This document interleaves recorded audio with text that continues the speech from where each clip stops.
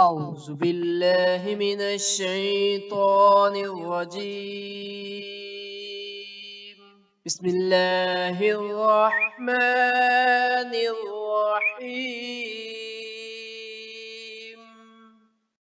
السلام علیکم ناظرین، ایک اور نئی ویڈیو کے ساتھ حاضر ہیں۔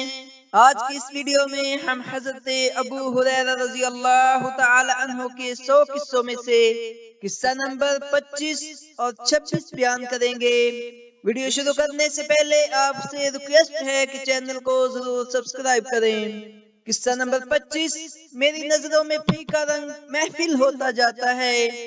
پہلی صدی ہجری کے 7ویں عشرے کے آخر میں سیدنا حضرت ابو ہریرہ رضی اللہ تعالی عنہ سخت بیمار ہو گئے، یہاں تک کہ جان بری کی امید نہ رہی۔ لوگ عیادت کے لیے آتے تو اس حالت میں بھی امر بالمعروف اور نہی عن المنکر کا فریضہ ادا کرتے، تاہم دنیا سے دل سرد ہو چکا تھا۔ حضرت ابو سلمہ بن عبد الرحمن رضی اللہ تعالی عنہ عیادت کے لیے آئے اور رواج کے مطابق ان کی صحت کے لیے دعا کی کہ اے اللہ، ابو ہریرہ رضی اللہ تعالی عنہ کو شفا عطا فرما۔ حضرت ابو ہریرہ رضی اللہ تعالی عنہ فوراً بولے، اے اللہ، مجھے دنیا میں نہ لوٹا۔ 2 دفعہ یہ کلمات دہرائے، پھر حضرت ابو سلمہ سے مخاطب ہو کر فرمایا، ابو سلمہ، تمہارے بس میں ہو تو مرنے سے دریغ نہ کرو۔ مجھے اس ذات کی قسم جس کے قبضہ قدرت میں میری جان ہے، وہ زمانہ دور نہیں جب لوگ موت کو سرخ سونے کے زاہدہ سے زیادہ محبوب سمجھیں گے۔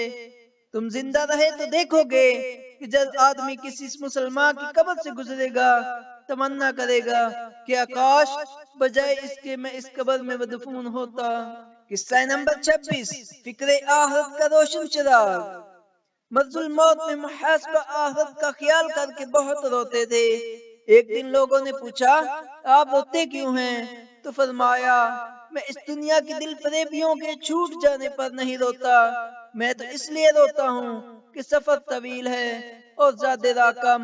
میں اس وقت جنت اور دوزخ کے نشیب و فراز میں ہوں، معلوم نہیں کس راستے پر جانا پڑے، بل الفاظ دیگر مجھے معلوم نہیں کہ میری آخری منزل جنت ہوگی یا جہنم۔ جزاک اللہ۔ ہمارے چینل کو سبسکرائب کریں، ثواب کی نیت سے ویڈیو کو لائک کریں اور آگے پھیلائیں۔